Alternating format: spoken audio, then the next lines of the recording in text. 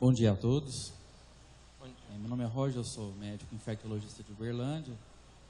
Queria a opinião de vocês com relação a um caso que estou trabalhando no momento lá.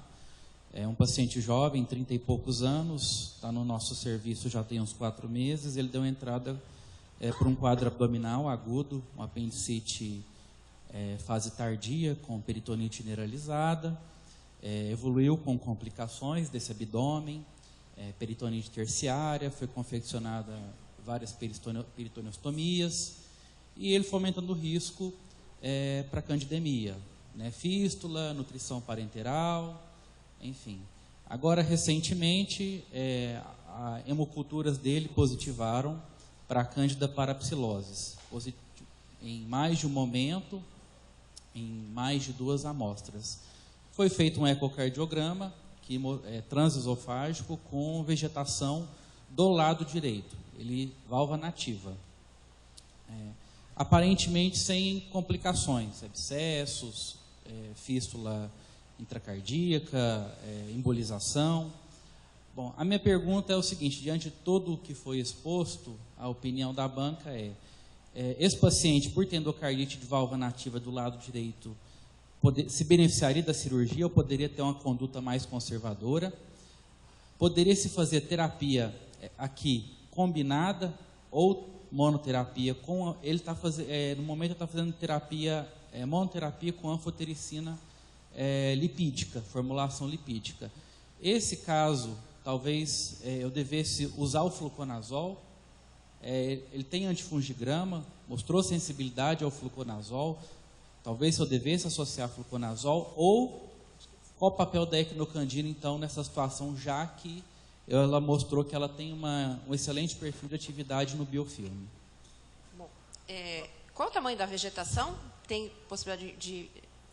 Eu não lembro as dimensões exatas. Eu acredito que, assim, de memória, eu acredito que não parte dos 10 milímetros, mas eu não tenho certeza. Não, só para... Bom, esse estudo do Rinaldo, que é ele é o primeiro autor, mas são vários hospitais no Rio, são 5 centros no Rio e em São Paulo, ele mostra claramente que pacientes não se beneficiaram, é um estudo de 70 e poucos casos, mas ele mostra que não teve benefício quando o paciente não tinha complicação, era válvula nativa, e com uma vegetação pequena, né? Como o Vinícius falou, quando a vegetação é muito grande, às vezes emboliza, você tem mais complicações. Em câmara direita, vai para pulmão, se até, né? Mas, às vezes, a gente faz só vegectomia. A gente abre, tira a vegetação e resolve. O ideal é não mexer em válvula para não colocar um fator de risco maior no futuro. Nesse caso, eu tenderia a tratar com 2 drogas, sim. Tá? Primeiro, lembrar que a equinocandina, ela tem um MIC mais elevado para a Candida parapsilose, né? Então, assim, a gente ficar de olho, não sei se você tem antifungigrama, em vários locais a gente não tem, né? Então a gente trata sem antifungigrama, e na literatura a parapsilose, ela tem um MIC mais elevado para as equinocandinas, então eu não utilizaria nesse caso. Eu acho que eu faria associação, sim, não cirúrgica, a não ser que ele complique, de fluconazol com anfotericina. A lembrar que não vai mexer na válvula, nada disso, a penetração ali ao redor, no tecido miocárdico, né, no tecido cardíaco é boa, do fluconazol. Eu faria, sim, terapia, se não tiver complicação, sem mexer na válvula, sem cirurgia, com fluconazol associada à anfotericina. Não sei se o Vinícius tem uma outra... Não, eu concordo. Eu acho que o teu paciente parece que ele tem baixa probabilidade de complicações. Ele teria seria o mais favor.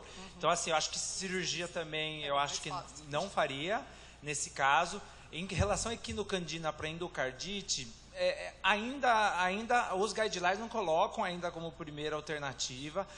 Tem candidemia persistente, principalmente com Candida parapsilose. Então, eu não recomendaria, nesse caso, uma equinocandina. Se ele está indo bem com a anfotericina, faz aquele mínimo 6 semanas da anfotericina que você está fazendo. Terapia combinada aí, vai ver, eu acho que vai depender de você fazer com fluconazol, 5-fluoxetosina, mas ele não tem grandes fatores de risco para complicar. Faz esse mínimo 6 semanas, fluconazol. Se tem teste de sensibilidade lá para saber? Tá. Eu acho que seria bom você ter um teste de sensibilidade se for tratar uma endocardite, que você vai fazer uma terapia supressiva, uma terapia prolongada com fluconazol, pelo menos saber se ela é sensível, que a gente está aumentando o risco de resistência a parapsiloses também. Tá. Mas não sabe o MIC. Tá. Então, daria para usar fluconazol, e aí o tempo é aquilo que eu te falei. Eu acho que talvez individualizar. Esse teu paciente, se ele evoluir muito bem, não sei se ele precisaria all lifelong de terapia com fluconazol. Isso eu acho que você vai acompanhar e ver quanto tempo você usar. No mínimo esses 4, 6 meses, no mínimo isso. Agora, se retirar depois, talvez seria uma opção. Mais alguma pergunta? Vamos lá. Olá, bom dia. Eu sou Priscila, eu sou infecto aqui do Lefort Liberdade. E eu tô com uma menina de 17 anos com leucemia e cresceu também associada a catéter, Cândida não albicans em hemoculturas, e ela tem uma vegetação de 14/12, agora localizada no átrio direito, na base do átrio direito. Ele não diferencia se é trombo ou vegetação. Isso é um problema. E assim, eu não tenho a diferenciação de que cândida que é, o meu laboratório anteriormente só fazia essa diferenciação de albicans e não albicans, e ela está completando 2 meses de ambisome. Aí a questão principal é que ela também precisa fazer a quimioterapia para a leucemia. Ela ainda está com uma quimioterapia mais branda, como eles dizem. E aí a questão é essa: quanto tempo tratar, como que eu vou avaliar critério para ela voltar a fazer a quimioterapia que ela precisa. O cirurgião cardíaco avaliou e disse que assim, nesse momento, sem indicação de cirurgia. O catéter já foi retirado. Sim. Já foi uma grande coisa. A vegetação não teve nenhuma redução de tamanho no seu acompanhamento. Ficou exatamente igual. E o eco foi eco transesofágico, é porque criança. Transesofágico. Não, transesofágico. 17 anos. Eu acho que a primeira coisa, até queria ver a opinião de vocês que trabalham no INCOR sobre eco e endocardite, em candidemia. Porque assim, a nossa experiência, dependendo do pessoal que faz, eles vão ver trombo, vão ver coisa que às vezes a gente sabe, isso é uma endocardite, isso não é uma endocardite.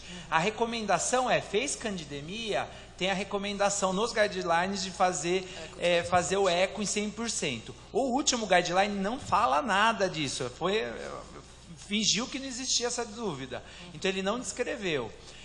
A nossa experiência lá, que eu divido com o meu orientador, doutor Arnaldo, a gente acha que não tem que fazer em todo mundo. A gente tem que fazer em paciente que complica, paciente que tem prótese, paciente que tem candemia disseminada, ou paciente que tem embolização. Porque, às vezes, eu não sei, é que vocês devem ter uns eco, o pessoal da eco deve ser muito bom, entendeu? E eles devem diferenciar. Mas o hospital que não é cardiológico, às vezes fazer eco em todo mundo dá isso. Às vezes a gente não sabe, é uma endocardite, não é uma endocardite, é fibrina, não é fibrina. O que vocês têm de... Vamos lá.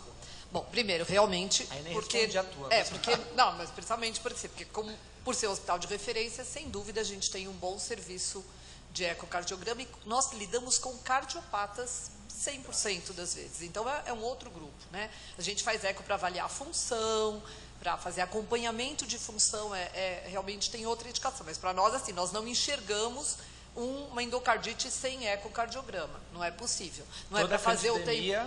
Eco para vocês. Toda candidemia. Todo paciente é eco lá. Não, mas assim, para nós, assim, o que não tem dúvida, saindo de fungo, né, que é assim, bacteremia por Staphylo aureus, para nós é igual a ecocardiograma. Isso está bem definido. Mas, de uma maneira geral, nós fazemos eco em todo mundo. Assim, a minha opinião no seu caso, não é assim, uma endocardite direita, né, em alguém que tem que progredir para assim, ela tem um tratamento que é tão urgente ou mais urgente do que a endocardite. Ela teve melhora dos parâmetros, ela está muito bem, está febril há um tempão, hemocultura negativa, hemocultura de controle negativa. Você não sabe nem se é albicans ou não albicans? Você não sabe nada? Não albicans. E procedimento, não falou com algum procedimento que não seria troca de válvula, algum outro procedimento que daria para fazer? Eu não sei se vocês fazem. Desembocadura de cava, né? Não é na válvula, né? Está na desembocadura da cava, não é?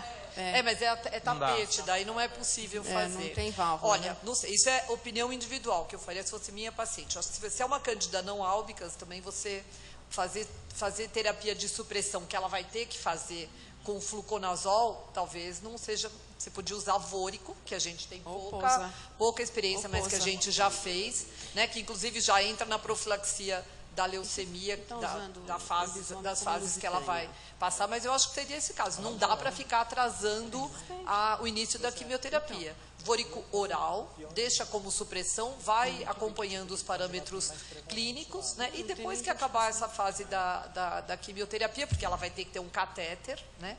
Catéter de longa permanência, você vai ter que fazer um acompanhamento, mas eu acho que assim, por toda a experiência que nós temos, ela tem parâmetros suficientes para passar de um tratamento de manutenção para um tratamento de supressão, e ela não tem os critérios clássicos para indicar cirurgia de troca, nem seria troca valvar, porque ela tem um tapete no átrio, né? Eu fico um pouquinho desconfortável só pela Cândida não albicans. Claro que ela está evoluindo bem, porque a gente tem Cândida não albicans resistente à anfotericina. Tem. Né? Então, você não ter só ter o logotipo não... então, só porque a evolução é boa, senão eu não sei se não valeria a pena ter associado desde o início por ser uma Cândida não albicans. Né? A maioria vai ser sensível à anfotericina, mas eu ficaria desconfortável, né? Mas a evolução está boa, deve ser sensível. Né? Não tenho muita preocupação com isso, não. No mínimo 4, 6 semanas, não precisa fazer repetições tão... Se a evolução clínica está boa, hemocultura negativa, tranquilo. Não tem necessidade aí não. Tá? Ok. Mais alguma coisa? Acho que não, né? Não? Bom, estamos no tempo, só queria fazer algumas considerações para encerrar. Acho que assim, endocardite por fungo, ela entra na base de todos os, né, da maioria dos paradigmas da infectologia, que é tentar fazer a remoção do foco infeccioso, e daí é que entra a cirurgia com todos os senões. Na nossa experiência aí no INCOR, realmente, válvula de coração direito, habitualmente a gente tende a ir mais para o tratamento clínico. Em prótese, a cirurgia é uma questão de ver o melhor momento do paciente, quando esse momento existe, né? Nós recebemos pacientes muito graves que só não vão para a cirurgia porque eles não têm condição cirúrgica. Mas a nossa ideia é assim, condição cirúrgica, 1, 2 semanas de tratamento, cirurgia é a conduta nas endocardites em prótese, é a conduta que tem os melhores resultados, apesar da mortalidade ainda ser muito alta. Né? A questão da dose adequada, todo mundo chamou muita atenção para a dose dos imidazólicos, e o tempo de tratamento é isso, em média 8 semanas, e a supressão vai depender muito da sua vivência com o paciente, de ele ter, em prótese, realmente a gente mantém o tratamento por longo tempo. A gente tem pacientes fora do INCOR em que a gente já tem 2 anos de supressão, e daí o paciente não quer parar, que esse é um outro ponto, né? O paciente mais esclarecido, ele se sente seguro em tomar o antibiótico. A gente tem um paciente que ele já está 2 anos, daí qual a questão? O imidazólico não precisa de receita para adquirir o medicamento, então apesar de não mais indicado, ele continua tomando fluconazol há mais de 2 anos, né? Sem eventos adversos. Então, são algumas controvérsias, mas acho que é um assunto em que nós temos que aprender o tempo inteiro. A outra coisa só que eu queria colocar, que foi falado aqui de cultura, a cultura da válvula, né? Esse é um procedimento que nós abolimos já no Instituto do Coração, já fazem alguns anos. Por quê? Porque na análise, né, do dia a dia, nós vimos que a cultura trazia pouca informação. O que a gente tem do material histopatológico na hora da cirurgia é uma quantidade muito pequena. Então, a gente desenvolveu uma parceria com a patologia muito boa. Então, a recomendação é envia para estudo histopatológico. Porque daí vocês podem ver, não nesse estudo, mas nós temos um outro estudo que mostra isso muito melhor, que são as características histopatológicas que mostram atividade ou não da endocardite. Isso contribui muito mais para definir tempo de tratamento, quanto aquela terapia já foi efetiva, e tem colaborado muito mais. Então, a mensagem não é necessário mandar para a cultura, só que você tem que mandar para uma histopatologia que tenha alguma vivência que a positividade na literatura de 60% a 75%. Se eu vi alguma pós-operatório com cultura de válvula positiva no INCOR é raríssimo, né? A gente não tem. Mas vocês também não têm discordância. A hemocultura é uma coisa e a cultura é outra. Não tem contaminação, isso eu estou perguntando. Não, é que não vem negativo. Não, habitualmente eu acho que às nem vezes positivo. Também tem que falar no pessoal do laboratório para ver porque não vem cultura positiva. Mas assim, para nós a isso está bem literatura é isso, eu definido, levantei de todos os estudos. Não, e a literatura coloca também, até a gente discutiu recentemente lá no INCOR, a literatura coloca que não há necessidade, eles priorizam a cultura do que o anatopatológico. A gente passou a priorizar há muito tempo já, pelo menos há 15 anos que eu estou lá, né, Tânia, o anatopatológico, a cultura, porque não vem positivo. E o anatopatológico eu acho que é super importante, porque tem infecção por outros fungos, tem infecção, e assim, você vê a cândida no anatopatológico, não se preocupa que a cândida vai ser vista, entendeu? E assim, isso veio de uma experiência nossa, que também está publicada, que foi um surto que nós tivemos de infecção em prótese por micobactéria, né, que foi uma empresa fabricante de prótese lá de Minas Gerais, na época que era o nosso fornecedor.